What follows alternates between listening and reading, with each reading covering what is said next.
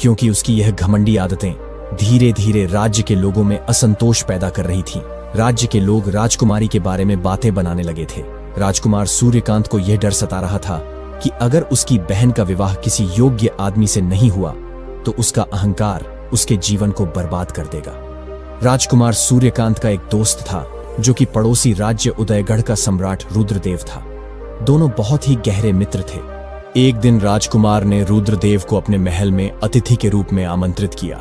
रुद्रदेव का अभी विवाह नहीं हुआ था और सूर्यकांत चाहता था कि रुद्रदेव का विवाह उसकी बहन चंद्रलेखा के साथ हो जाए। जब रुद्र ने पहली बार चंद्रलेखा को देखा तो वो उसकी सुंदरता पर मोहित हो गया, क्योंकि चंद्रलेखा की सुंदरता किसी अप्सरा से कम नहीं थी। चंद्रलेखा ने रुद्रदेव को ध्यान से देखा और मुस्कुराते हुए कहा, मैंने सुना है कि आप वीरता में बहुत ही अद्वितीय हैं, किंतु क्या आपने किसी ऐसे युद्ध में विजय पाई है जिसमें दुश्मनों की संख्या आपसे दोगुनी हो?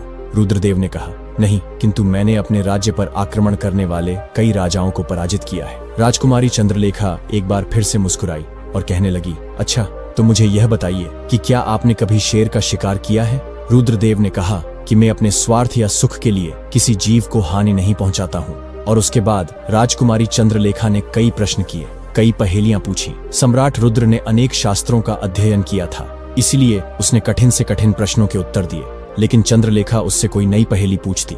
आखिरकार एक पहेली पर आकर सम्राट चुप हो गया। यह देखकर चंद्रलेखा ठाके मारकर हंसने लगी और अहंकारी स्वर में बोली, आप मेरे योग्य नहीं हैं, कोई और रिश्ता देखे। उसने सम्राट रुद्रदेव के विवाह प्रस्ताव को अस्वीकार कर दिया। सम्राट अपमानित होकर अपने राज्य वापस लौट गया। राजकुमार सूर्यकांत को अपनी बहन का यह बर्ताव बिल्कुल भी अच्छा न लगा। इस घटना के बाद पूरे राज्य में यह बात फैल गई कि राजकुमारी चंद्रलेखा बहुत ही घमंडी है। राजा उदयभान और रानी रूपवती भी अपनी बेटी के विवाह की